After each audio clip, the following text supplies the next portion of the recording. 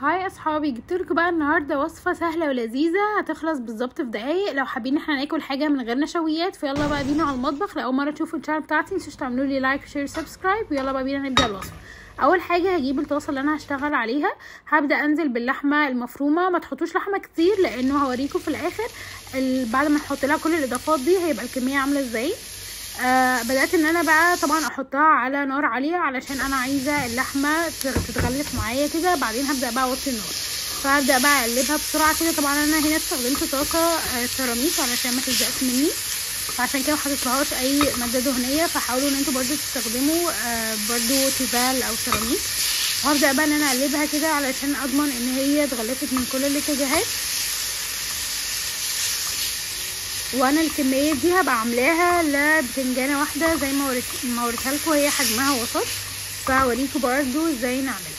هنا بقى بعد بقى ما بدات تتقفل معايا كده هبدا انزل بقى بالظبط بنقطه ميه، لان هي اوريدي هتنزل الميه بتاعتها. وبعدين بقى هوطي عليها خالص واسيبها واقفل عليها كده واسيبها بقى خالص تستوي.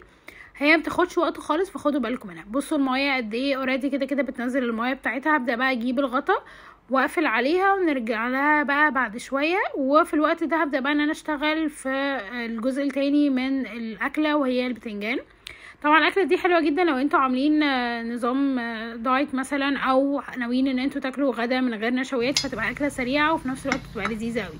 هجيب بقى البتنجانيه زي ما انتوا شايفين كده، اقطع الراس بتاعتها وابدا بقى ان انا هقسمها من النص زي ما انتوا شايفين كده. هبدا بقى ان انا افضي الحشو بتاعها. انا بحبها تكون رفيعه، ما بحبش خالص يكون فيها حشو من جوه. لو انتوا حابين ممكن تشيلوا جزء صغير وتسيبوا الباقي كده برضو لما تحط في الشوايه هيستوي معايا. فانا طلعت الجزء ده على قد ما اقدر، طبعا بيكون جايباه من جوه خالص. وابدا بقى اشيل برضو اي زيادات انا شايفاها. وده كده انا خلصت هنا اول واحده. هبدا بقى برضو اعمل نفس الكلام في تاني واحده وهرجع لكم بعد ما نكون خلصناها.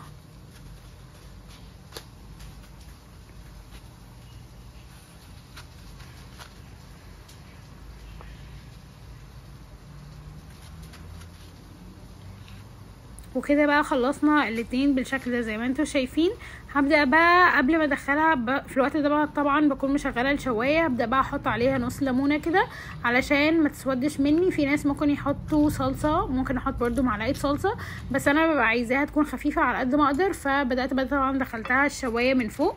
هبدا بقى اخد الجزء اللي انا طلعته ده اشتغل عليه. هبدا ان انا اقطعه. عايزين نقطعه قطع صغيره، انا قطعته مربعات صغيره لانه عايزاه يدخل مع اللحمه كده ما يبقاش باين خالص في الاكل. وابدا بقى اقطعه زي ما انتم شايفين. طبعا ما تنسوش تعملوا لي لايك شير سبسكرايب. وزي ما احنا عارفين انه مش شرط طبعا نكون عاملين دايت، بس ساعات بيجي لنا وقت عايزين ناكل اكله سريعه، عايزين ناكل اكله جديده او مختلفه. فالفكره دي حلوه قوي وما بتاخدش وقت خالص، وفي نفس الوقت برضو طعمها حرفيا لذيذ جدا جدا. واقول لكم برضو على كام تريك كده ممكن نعملها يغيروا لنا طعمها وتبقى خطيره.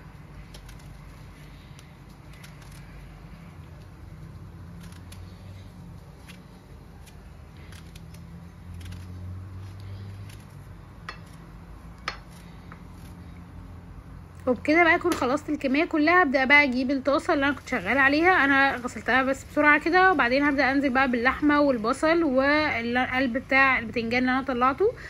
وهبدا بقى اشتغل على نار هاديه خالص علشان طبعا الحاجات دي كلها ما تحرقش مني لان هي اوريدي استوت.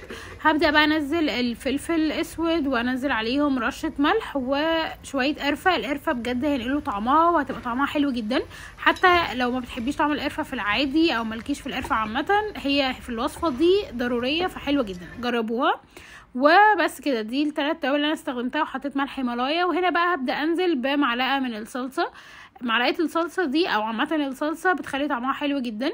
عارفه ان في ناس كتير بيحبوا اللحمه المفرومه تبقى ساده او اللحمه المفرومه نفسها متشوحه وخلاص، بس الصلصه بتضيف لها اضافه حلوه قوي. وبعدين هبدا انزل بقى، طبعا ده اختياري، بهوت صوص، مش شرط ان انتي تحطيه. وهنا بقى خلاص كده انا خلصت الحشوه بتاعتي. ابدا ان انا اقلبها وهيبقى فاضل اخر حاجه خالص هنحطها وهي الفلفل الالوان. بس ده بحطها بعد ما اتاكد ان كل الحاجه بتاعتي دبلت خلاص، علشان انا يدوب بحطها واقلبها تقلبتين واقفل عليهم النار. ما بحبش الفلفل بتاعي يستوي. وده كده شكلها خلاص بعد ما قلبتها. بصوا الكميه تضاعفت بكتير كمان. ده شكله بعد ما طلعته طبعا من الشوايه. كنت حاطاه على الرف اللي فوق علشان يتعمل بسرعه، وفي نفس الوقت هي اصلا رفيعه فعشان ما تتحرقش مني. هبدا بقى احشيها بالحشوه اللي انا عملتها دي، وزي ما قلت لكم مزودناش اللحمه كتير علشان في الاول وفي الاخر الحشوه تضاعفت كتير قوي. وطبعا الباقي ده هنحطه معانا في الطبق وناكله بالهنا والشفا علينا كلنا. هنا بقى هبدا بقى ان انا احشيها وارجع لكم بعد ما نكون خلصنا الحشو بتاعها.